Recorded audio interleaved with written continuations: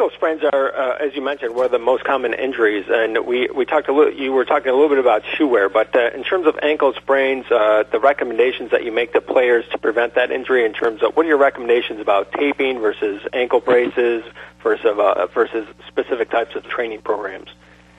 You know, not everyone has access to being taped, but in the NBA, I'll tell you, I think it's a critical component of injury prevention. So these players are typically taped before the game, and then many of them, if they have any history of ankle problems, they get retaped at halftime.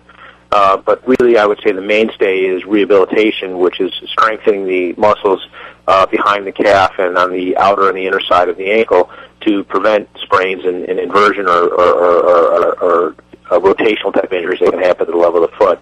So I would say that rehab is incredibly important, and rehab has to be maintained, not just reactive, but proactive, where these guys maintain a regular rehab program, just like they would for the knee to prevent ACL injury. They do it for the ankle. But I do believe in taping, and certainly shoe wear can make a difference. But I'm not sure high top shoes necessarily make a profound difference. We're not really familiar with the data that says that's a definitive solution. I do believe the rehab's critical on an ongoing basis, and I do believe, at least in the NBA, taping has made a difference for these guys. Bracing can be a little bit problematic, as they don't often tolerate the braces. I don't think they get the same level of rigidity in a brace compared to taping.